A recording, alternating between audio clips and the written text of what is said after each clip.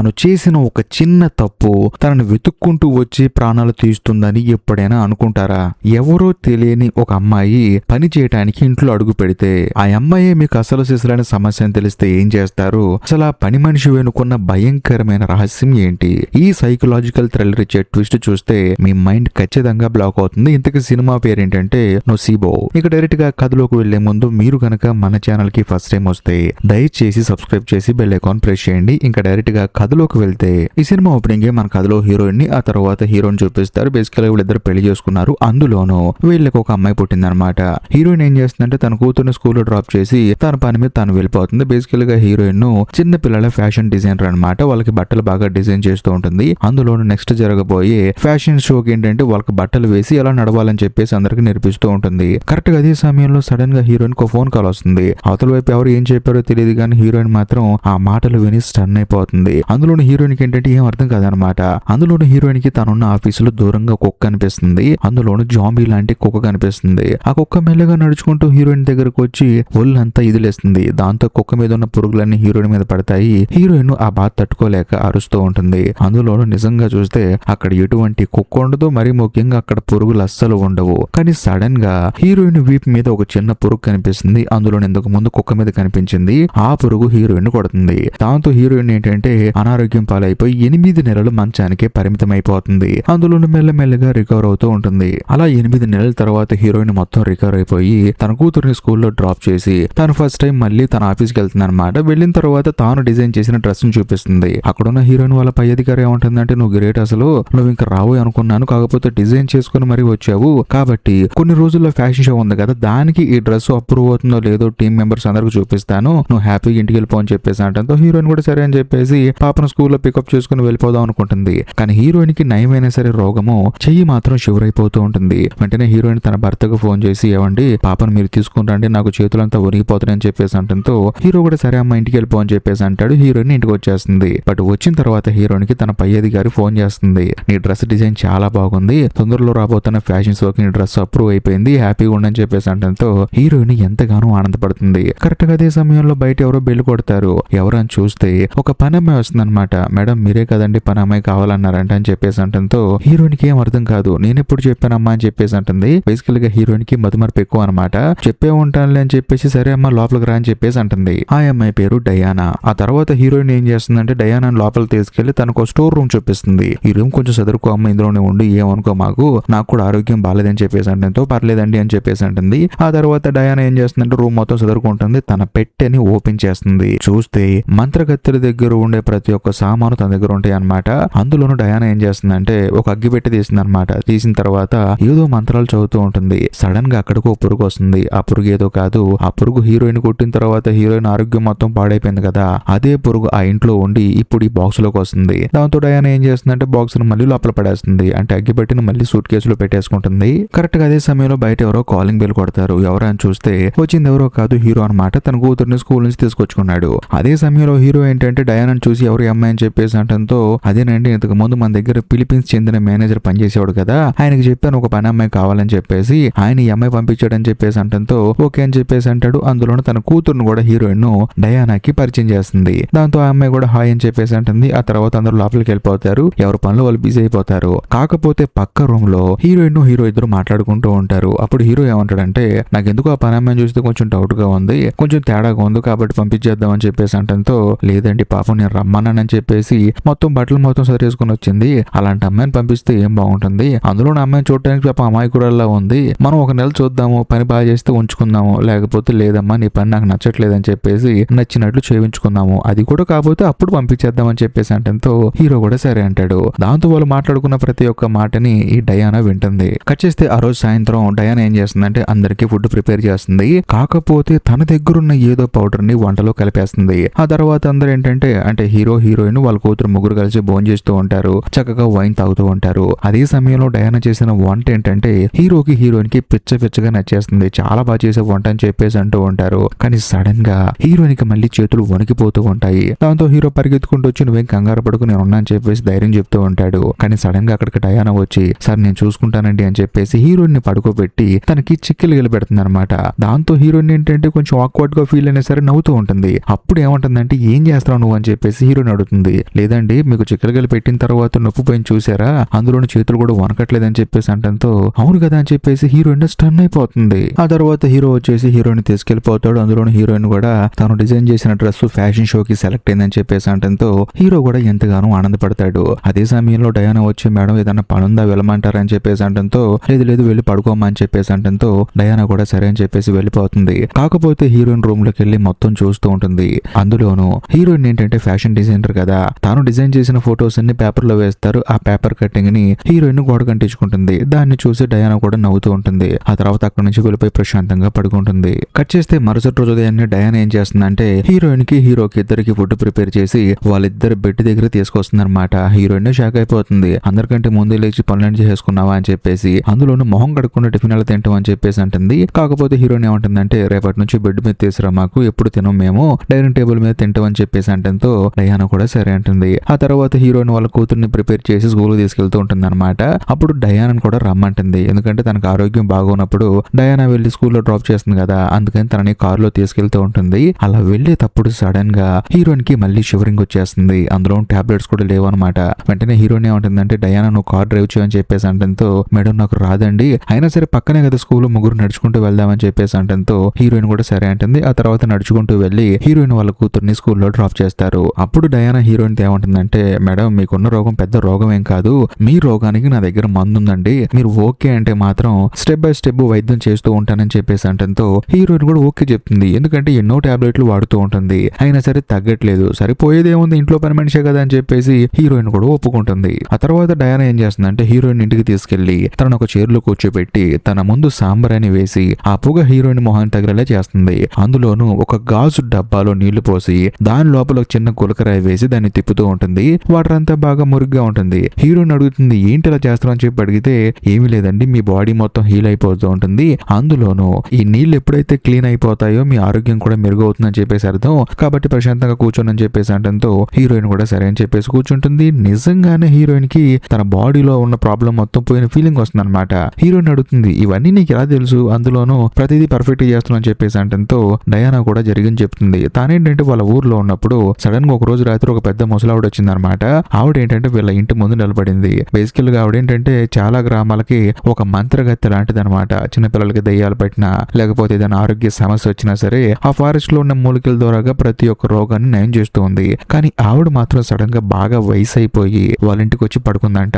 అందులోనూ ఇలాంటి మంత్రగత్తెలు ఏంటంటే చనిపోయే ముందు తనలాగే మంత్రగత్తెలు ఎవరైతే అవుతారో వాళ్ళ ఇంటికి వెళ్తారు. అందులోనూ తాను ఎదురుగా ఆ ముసలావిడ చనిపోయింది. ఆవిడ చనిపోయిన తర్వాత ఆవిడ నోట్లోంచి చిన్న కోడి పిల్ల బయటకు వచ్చింది. ఆ కోడి పిల్ల కాస్త నా నోట్లోకి వెళ్ళిపోయింది. సో నేను కూడా మంత్రగత్తెలా మారిపోయాను. ఏ రోగం వచ్చినా సరే ఏం చేయాలి, ఎక్కడ ఏం ప్రాబ్లం వచ్చినా సరే దాన్ని ఎలా సొల్యూషన్ వెతకాలని చెప్పేసి నాకు అంతా తెలిసిపోయిందని చెప్పేసి అంటంతో హీరోయిన్ అవుతుంది. చూడు ఏదో రోగం నయం అవుతుంది కదా అని చెప్పేసి అడిగితే నీ నోటికి వచ్చింది ఏది పడితే అది చెప్తున్నావు అని చెప్పేసి అంటుంది. దాంతో డయానా ఏమంటుందంటే ఏది ఏమైనా మేడం ఇలా మీరు ఒక 4-5 సార్లు చేస్తే మీ రోగం మొత్తం నయం అయిపోతుందని చెప్పేసి అంటుందో హీరోయిన్ కూడా తప్పకుండా అని చెప్పేసి అంటుంది. అలా రోజులు గడిచే కొంది హీరోయిన్ కి డయానా వైద్యం చేస్తూ ఉంటుంది. కాకపోతే సడన్ గా ఒక రోజు హీరోయిన్ కి తను వాడే మందులు కనిపించవు అనమాట. వెంటనే హీరోయిన్ అడుగుతుంది ఏంటండి మందులు తీసారా మీరు అని చెప్పేసి అంటంతో తెలీదమ్మా అని చెప్పేసి అంటాడు. వెంటనే హీరోయిన్ ఏం చేస్తుందంటే డయానా అడుగుతుంది అనమాట మందులు ఎక్కడున్నాయి అని చెప్పి అడిగితే మీరే కదా అమ్మగారు తీసేయమన్నారు అందుకే తీసేసా అని చెప్పేసి అంటంతో హీరోయిన్ ఏమంటుందంటే నేను చెప్పలేదు కదా అని చెప్పేసి అంటుంది. కాకపోతే లేదండి మీరు తీసేయమన్నారు అందుకే తీసా అని చెప్పేసి అంటుంది.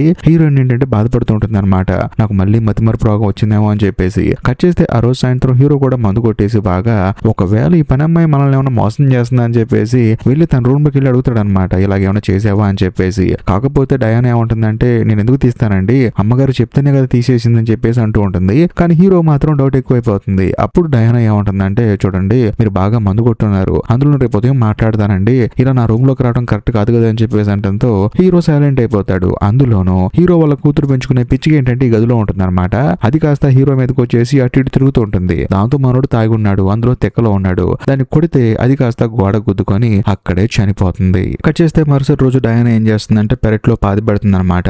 అందులోనూ హీరోయిన్ వాళ్ళ కూతురు బాధపడుతూ ఉంటుంది. మా అమ్మకి ఆరోగ్యం బాగోలేదు, మా నాన్నేమో నా ఫ్రెండ్ ని చంపేశాడని చెప్పేసి అంటూ ఉంటుంది. దాంతో డయానా ఏమంటుందంటే నేనున్నాను కదా నీకు ఫ్రెండ్ గా అని చెప్పేసి అంటూ ఉంటుంది. మరోవైపు మన కథలో హీరో అయితే దూరం నుంచి చూసి బాధపడతాడు అనమాట.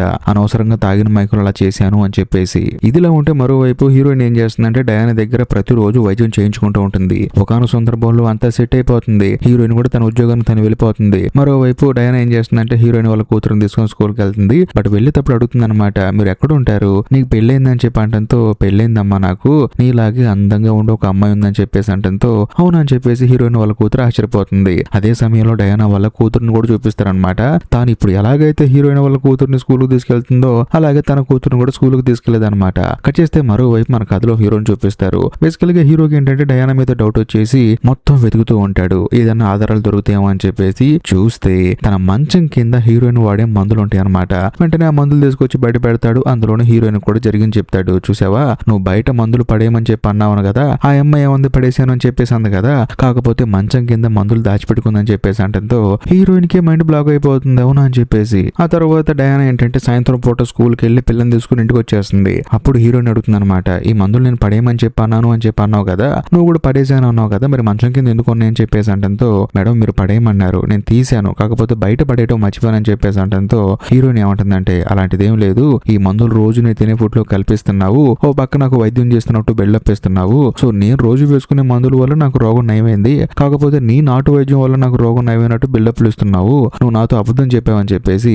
హీరోయిన్ ఏం చేస్తుందంటే డయానాని అక్కడి నుంచి వెళ్ళిపోమంటుంది. దాంతో డయానా కూడా సరేనండి అని చెప్పేసి అంటుంది. అందులోని ఇంటి తాళం ఇచ్చేస్తుంది. ఆ తర్వాత తన సూట్ కేసులో ఉన్న అగ్గిపెట్టెను బయటకు తీసి అందులో ఉన్న పురుగుని మళ్ళీ ఇంట్లోనే వదిలేస్తుంది. ఆ తర్వాత డయానా ఏం చేస్తుందంటే వెళ్ళిపోయేటప్పుడు చివరిసారిగా హీరోయిన్ వాళ్ళ కూతురుని మీట్ అవుతుంది. మీట్ అయిన తర్వాత అమ్మాయి ఏమంటుందంటే, నువ్వు కూడా నన్ను వదిలేసి వెళ్ళిపోతున్నావా, నా పక్షి చనిపోయింది, మా అమ్మకి ఆరోగ్యం బాగోలేదు, నాకు ఫ్రెండ్స్ ఎవరు లేరని చెప్పేసి అంటంతో డయానా ఏమంటుందంటే, చూడు బంగారం, నువ్వు ఎప్పుడు కావాలంటే అప్పుడు వచ్చి నేను కలుస్తాను, నేను వదిలేసి వెళ్ళిపోతానని చెప్పేసి ఎలా అనుకున్నావు నువ్వు అని చెప్పేసి డయానా ఏం చేస్తుందంటే హీరోయిన్ వాళ్ళ కూతురు దగ్గరకు వచ్చి, నీకు ఎప్పుడైనా సరే నన్ను చూడాలి అనిపిస్తే మాత్రం ఇది చెప్పినట్టు చేయని చెప్పేసి తన చెవులో ఏదో చెప్తుంది అనమాట. దాంతో హీరోయిన్ వాళ్ళ కూతురు కూడా సరే అంటుంది. ఆ తర్వాత డయానా అక్కడి నుంచి వెళ్ళిపోతుంది. కట్ చేస్తే ఆ రోజు సాయంత్రం హీరోయిన్ పడుకున్న తర్వాత తనకేంటంటే డయానా ఏదైతే పురుగు వదిలేసి వెళ్ళిపోయిందో ఆ పురుగు కాస్త పెద్దదైపోయి హీరోయిన్ మీద ఉన్నట్టు అనిపిస్తుంది అనమాట. దాంతో కేకలు వేస్తూ ఉంటుంది. దాంతో హీరో వచ్చేసి ఏమీ లేదని చెప్పేసి తనకి ధైర్యం చెప్తాడు. కట్ చేస్తే మరుసటి రోజు హీరోయిన్ వాళ్ళ కూతురు అడుగుతుంది అనమాట, ఎందుకు పంపించావమ్మా డయానా అని చెప్పేసి అంటంతో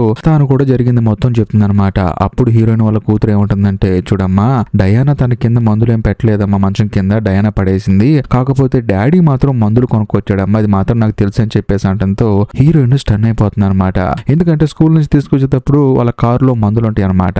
అప్పుడు హీరోయిన్ కి అర్థం అవుతుంది, ఆ పని మనిషి వచ్చిన దగ్గర నుంచి తను నాకు నచ్చలేదని చెప్పేసి తనని ఎలాగైనా పంపించాలని చెప్పేసి అవే మందులు తీసుకొచ్చి కొనుక్కొని ఆ మంచం కింద పెట్టి ఆ అమ్మాయిని పంపించేలా చేశాడని చెప్పేసి హీరోయిన్ కి అప్పుడు అర్థం అవుతుంది. ఆ తర్వాత హీరోయిన్ హీరోతో గొడవ పడుతుంది, నువ్వు ఎందుకు ఇలా చేసావని చెప్పేసి. కాకపోతే హీరో మాత్రం నాకేం తెలిసే బాబు అని చెప్పేసి అంటూ ఉంటాడు. కానీ కథలో మెంటల్ ఎక్కించే ట్విస్ట్ ఇప్పుడు రివీల్ అవుతుంది. అదేంటంటే డయానా ఇంట్లోంచి వెళ్ళిపోయేటప్పుడు హీరోయిన్ వాళ్ళ కూతురుతో చెప్పింది కదా, నేను గనక ఇక్కడికి రావాలంటే నువ్వు ఇలా చెప్పు అని చెప్పేసి. ఈ మంచం కింద మందులు పెట్టింది మీ నాన్నగారే, మెడికల్ షాప్ లో ఈ మందులు మీ నాన్నగారే కొనుక్కొచ్చారని చెప్పేసి మీ అమ్మకు చెప్తే నేను వచ్చేస్తానని చెప్పేసింది అనమాట.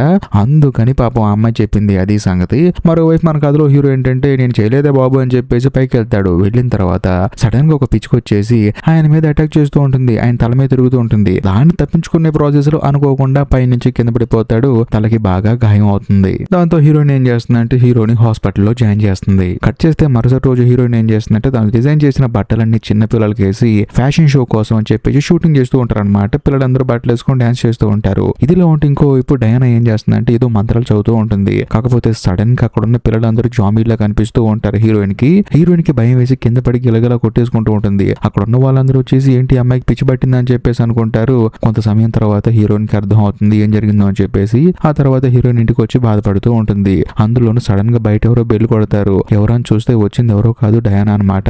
అందులోనూ డయానా హీరోయిన్ ఏమంటుందంటే, అయ్యగారికి దెబ్బ తగిలిందంట కదమ్మా, పేపర్ లో వేశారు, మీరు ఒక్కళ్ళే ఉంటారని చెప్పేసి వచ్చానని చెప్పేసి అంటేతో హీరోయిన్ డయానా దగ్గరకు వచ్చి సారీ చెప్తుంది అనమాట. వెంటనే డయానా ఏమంటుందంటే, నాకెందుకమ్మా సారీ చెప్పడం, నిజం నిప్పు లాంటిది, ఏదో ఒక రోజు మీకే తెలుస్తుందని చెప్పి నేను సైలెంట్ గా వెళ్ళిపోయానని చెప్పేసి అంటేతో హీరోయిన్ మళ్ళీ సారీ చెప్తుంది. కట్ చేస్తే కాదు ఇప్పుడు ఫ్లాష్ బ్యాక్ వెళ్తుంది. బేసికల్ గా డయానా ఏంటంటే ఒక క్లాతింగ్ ఫ్యాక్టరీలో పనిచేస్తూ ఉంటుంది అనమాట. అందులోనూ ఆ రోజు తన కూతురికి స్కూల్ లేదని చెప్పేసి ఫ్యాక్టరీకి తన కూతురుని కూడా తీసుకెళ్లి పని చేసుకుంటూ ఉంటుంది. అదే ఫ్యాక్టరీలో ఫ్యాషన్ డిజైనర్ అని మన కథలో హీరోయిన్ ఏంటంటే తాను డిజైన్ చేసిన క్లాత్స్ ని తొందరగా స్టిచింగ్ చేయమని చెప్పేసి ఆర్డర్ ఇస్తుంది. అందులోనూ వచ్చి చూస్తే చాలా స్లోగా చేస్తూ ఉంటారు. దాంతో అక్కడ ఉన్న మేనేజర్ కి హీరోయిన్ ఏం చెప్తుందంటే, చూడండి వీళ్ళందరూ చాలా స్లోగా పని చేస్తున్నారు, ఇలాగైతే పనులు అవ్వు, కాబట్టి ఎవ్వరూ బయటికి వెళ్లకుండా అందరూ ఫాస్ట్ గా పని చేయాలి, అలా చేస్తేనే మీకు నేను డబ్బులు ఇస్తానని చెప్పేసి అంటంతో మేనేజర్ కూడా సరే అంటాడు. ఆ తర్వాత హీరోయిన్ అక్కడ నుంచి వెళ్ళిపోతుంది. మేనేజర్ ఏం చేస్తాడంటే అందరు ఫాస్ట్ గా పని చేయండి అని చెప్పేసి చెప్తాడు. అంతేకాకుండా కరెక్ట్ గా అదే సమయంలో డయానా వాళ్ళ కూతురు ఏమంటుందంటే అమ్మ ఆకలేస్తుందమ్మా అని చెప్పేసి అంటంతో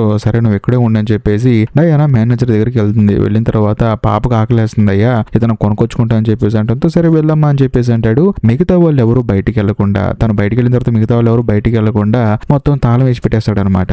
దాంతో డయానా మాత్రం బయటికి వెళ్తుంది. వెళ్ళిన తర్వాత ఫుడ్ కొనుక్కొని వచ్చేటప్పటికి అక్కడ షార్ట్ సర్క్యూట్ అయిపోయి ఆ ఫ్యాక్టరీ మొత్తం తగలబడిపోతూ ఉంటుంది. అందులోనే లాక్ వేయటం వల్ల అందరూ తప్పించుకొని బయటికి రాలేకపోతారు. అలాగా డయానా వాళ్ళ కూతురు లోపల మంటల్లో కాలిపోయి అక్కడే చనిపోతుంది. అందులోనూ డయానా వాళ్ళ కూతురుతో పాటు 33 మంది చనిపోతారు. ఇలా చనిపోవడం కారణం ఏంటని చెప్పేసి అందరూ తెలుసుకుంటే లాక్ వేయటం అని తెలుస్తుంది. అంతేకాకుండా లాక్ వేయమని చెప్పేసి ఫ్యాక్టరీలో ఆర్డర్ ఇచ్చిన వాళ్ళు చెప్పారని చెప్పేసి కూడా తెలుస్తుంది. ఇంకేముంది మన కథలో హీరోయిన్ కదా ఎంత చేసిందని చెప్పేసి డయానాకు అర్థమైపోతుంది. ఈ సినిమా స్టార్టింగ్ లో హీరోయిన్ కి ఫోన్ వచ్చింది కదా, అందులోని ఫోన్ కాల్ రావడంతో హీరోయిన్ కూడా షాక్ అయిపోయింది కదా. అదేదో కాదు ఈ కాల్ అనమాట. 33 మంది చనిపోయారని చెప్పేసి అంటంతో హీరోయిన్ ని షాక్ అయిపోతుంది. అందులోను డయానా ఏంటంటే తన కూతురు చావుకి కారణమైంది హీరోయిన్ అని చెప్పేసి మెంటల్ గా ఫిక్స్ అయిపోయింది. మరీ ముఖ్యంగా అక్కడే పిచ్చి పెట్టినట్లు ఒక కుక్క ఉంటుంది అనమాట. ఆ కుక్కను అలా చూస్తూ మంత్రాలు చదువుతూ ఉంటుంది. అలా చదవటం వల్లే హీరోయిన్ ను ఎక్కడైతే ఉందో అక్కడికి ఆ కుక్క వచ్చినట్టు అనిపించింది. అందులోను ఆ కుక్క ఎదులేస్తే ఆ కుక్క మీద ఉన్న పురుగు కాస్త హీరోయిన్ ఒంటి మీదకి వచ్చేసి హీరోయిన్ ఆరోగ్యం మొత్తం పాడైపోయింది. అది జరిగింది.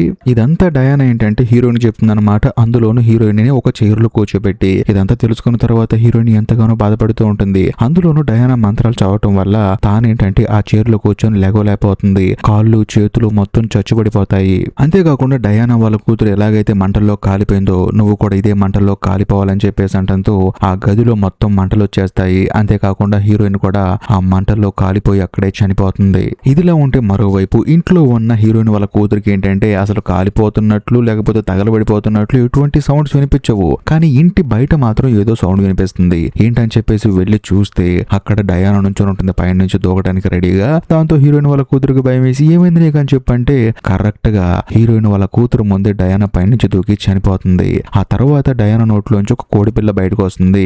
ఆ కోడిపిల్ల కాస్త హీరోయిన్ వాళ్ళ కూతురు నోట్లోకి వెళ్ళిపోతుంది. సో దీన్ని బట్టి మీకు అర్థమైపోతుంది ఇక మీదట మంత్రగత్తి ఎవరో కాదు హీరోయిన్ వాళ్ళ కూతురని. అలా కొంత సమయం గడిచిన తర్వాత హీరో ఏంటంటే హాస్పిటల్ నుంచి డిశ్చార్జ్ చేస్తాడు. వచ్చిన తర్వాత లోపల చూస్తే తన భార్య గదిలోనే తగలపడిపోయి చనిపోయి ఉంటుంది. ఆ విజువల్స్ ఏంటంటే మనోడికి మెంటల్ ఎక్కిస్తాయి అనమాట. అక్కడే కూర్చొని ఏడుస్తూ ఉంటాడు. కట్ చేస్తే మరోవైపు కొన్ని రోజుల తర్వాత ఎక్కడో ఫారెస్ట్ లో హీరోయిన్ వాళ్ళ కూతురుని చూపిస్తారు. ఇంతకు ముందు ఎలాగైతే మంత్రగత్తిగా ఉన్న ముసలావిడ డయానా ఒంట్లోకి వచ్చిందో ఇప్పుడు డయానా ఒంట్లో ఉన్న మంత్రగత్తి కాస్త హీరోయిన్ వాళ్ళ కూతురుంట్లోకి వచ్చింది కదా.